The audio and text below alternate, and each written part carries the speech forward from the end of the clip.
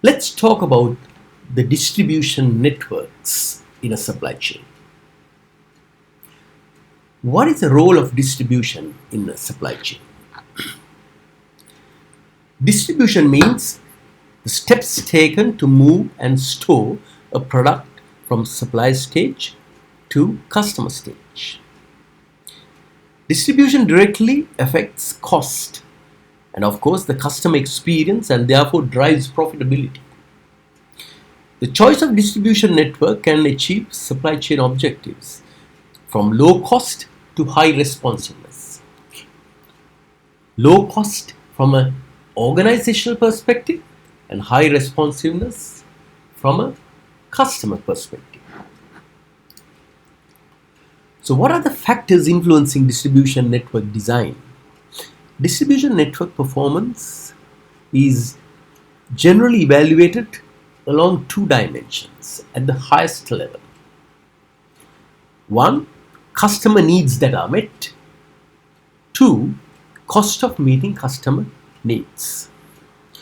Distribution network design options must therefore be compared according to their impact on customer service and the cost to provide this level of service.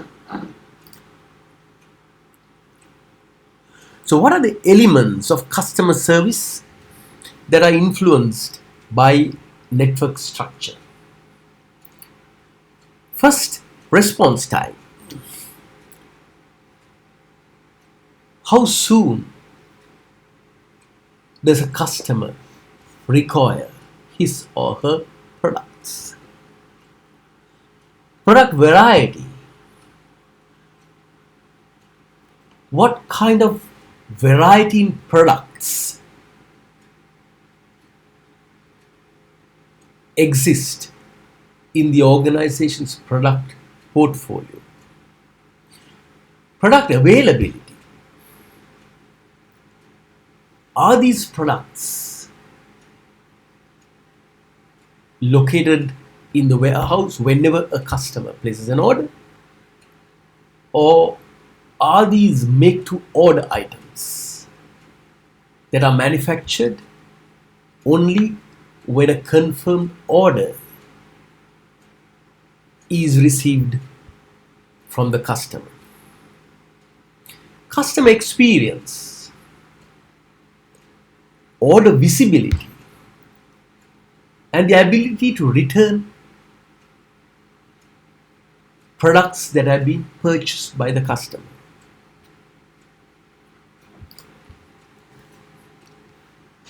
Supply chain costs are affected by network structure. So these supply chain costs are influenced by inventories, transportation, facilities and handling, and information.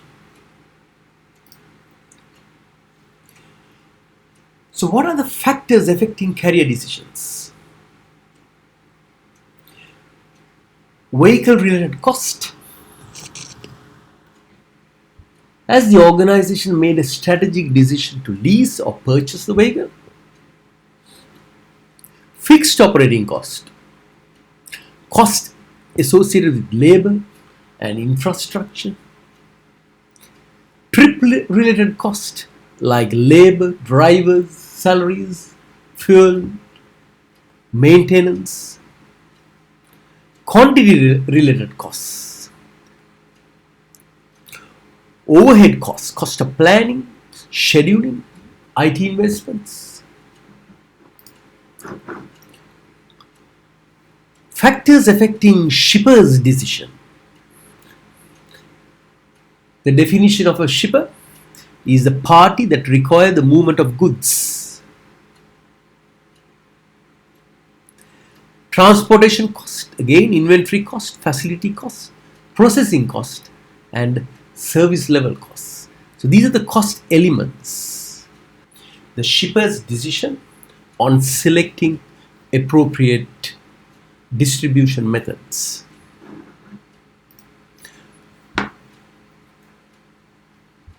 There are various distribution methods available. Get the traditional warehousing distribution where goods are stored in a facility and distribution is managed from that facility. The facility is generally called a warehouse. Cross dock and distribution centers. These are generally managed by third party logistics providers or 3PLs. Shipments from inbound suppliers are moved directly to outbound vehicles with very little, if any, storage in between.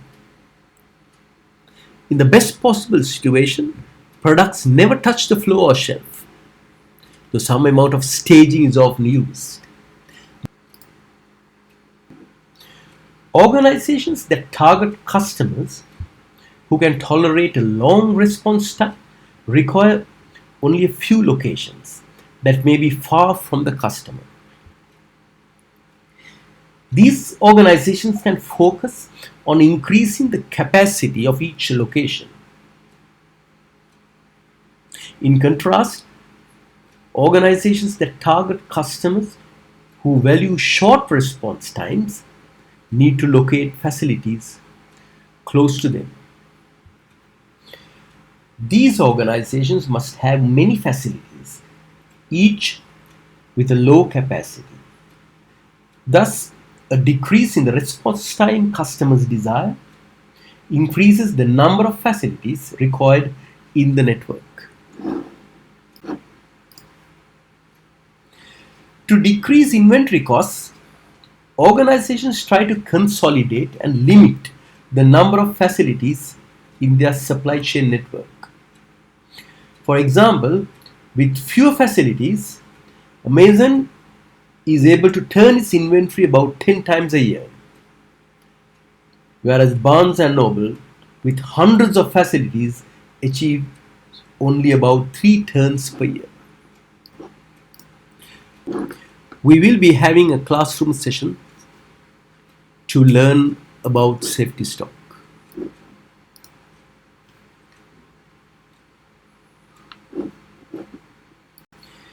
Inbound transportation costs are the costs incurred in bringing material into a facility. Outbound transportation costs are the costs of sending material out of a facility. Outbound transportation costs per unit tend to be higher than inbound costs because inbound lot sizes are typically larger. For example, an Amazon warehouse receives full truckload shipments of books on the inbound side, but ships out small packages with only a few books per customer on the outbound side.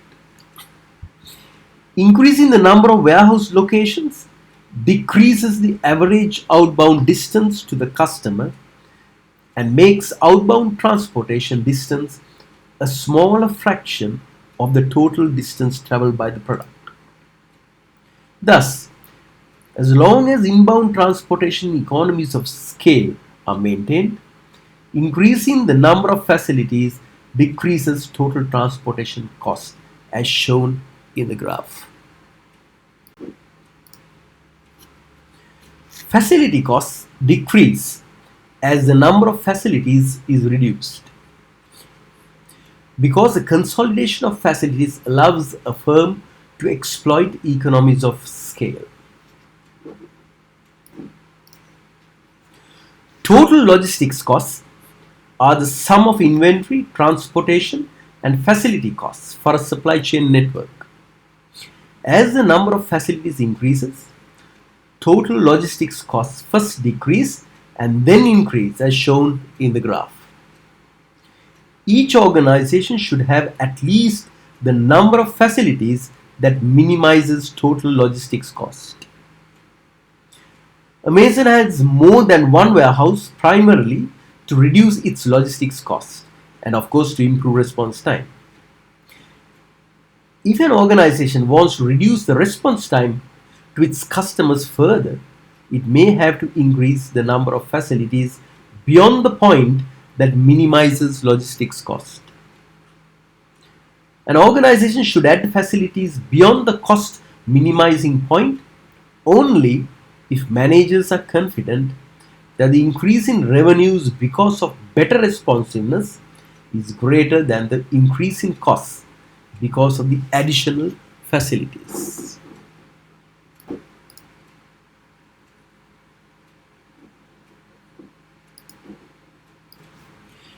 In this section, we discuss distribution network choices from the manufacturer to the end consumer. When considering distribution between any other pair of stages, such as supply to manufacturer or even a service company serving its customers through a distribution network, many of the same options still apply. Managers must make two key decisions when designing a distribution network. The first is whether a product be delivered to the customer location or be picked up from a pre-arranged site. The second is whether the product will flow through an intermediary. Based on the answers to these two questions, one of 6 distinct distribution network designs may be used to move products from factory to customer. These designs are classified as follows: manufacturer storage with direct shipping, manufacturer storage with direct shipping and in-transit merge, distributor storage with carrier delivery, distributor storage with last mile delivery, manufacturer or distributor storage with consumer pickup, retail storage with consumer pickup. Manufacturer storage with direct shipping. In this option, product is shipped directly from the manufacturer to the end customer, bypassing the retailer. This option is also referred to as drop shipping. The retailer carries no inventory. Information flows from the customer via the retailer to the manufacturer, and product is shipped directly from the manufacturer to the customer, as shown in the diagram. The biggest advantage of drop shipping is the ability to centralize inventories at the manufacturer, who can aggregate demand across all retailers that it supplies. As a result, the supply chain is able to provide a high level of product availability with lower levels of inventory. Unlike pure drop shipping, under which each product in the order is sent directly from its manufacturer to the end customer, in-transit merge combines pieces of the order coming from different locations so that the customer gets a single delivery. Information and product flows for the in-transit merge network are shown in this diagram. In-transit merge has been used by Dell and can be used by organizations implementing drop shipping. When a customer orders a PC from Dell along with a Sony monitor, the package carrier picks up the PC from the Dell factory and the monitor from the Sony factory. It then merges the two at a hub before making a single delivery to the customer. Distributor storage with carrier delivery. Under this option, inventory is not held by manufacturers at the factories, but is held by distributors, retailers in intermediate warehouses, and package carriers are used to transport products from the intermediate location to the final customer. Relative to manufacturer storage, distributor storage requires a higher level of inventory because of a loss of aggregation. From an inventory perspective, distributor storage makes sense for products with somewhat higher demand. Last mile delivery refers to the distributor or retailer delivering the product to the customer's home instead of using a package carrier. The automotive spare parts industry is one in which distributor storage with last mile delivery is the dominant model. It is too expensive for dealers to carry all spare parts in inventory. Thus, original equipment manufacturers tend to carry most spare parts at a local distribution center, typically located no more than a couple of hours' drive from their dealers and often managed by a third party. Distributor storage with last mile delivery requires higher levels of inventory than the other options because it has a lower level of aggregation. From an inventory perspective, warehouse storage with last mile delivery is suitable for relatively fast moving items that are needed quickly and for which some level of aggregation is beneficial. Automobile parts required by car dealers fit this description.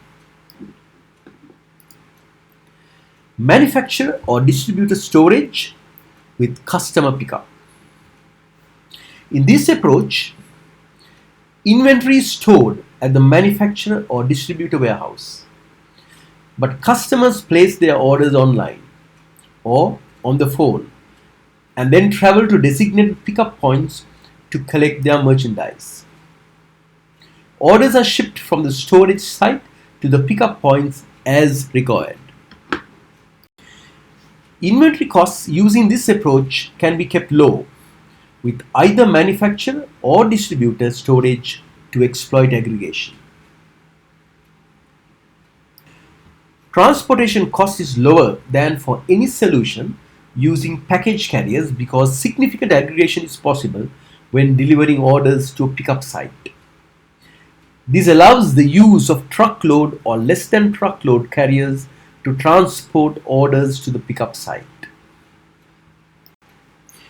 In conclusion, distribution networks that ship directly to the customer are better suited for a large variety of high-value products that have low and uncertain demand. These networks carry low levels of inventory but incur high transportation costs and provide a slow response time. Distribution networks that carry local inventory are suitable for products with high demand, especially if transportation is a large fraction of total cost.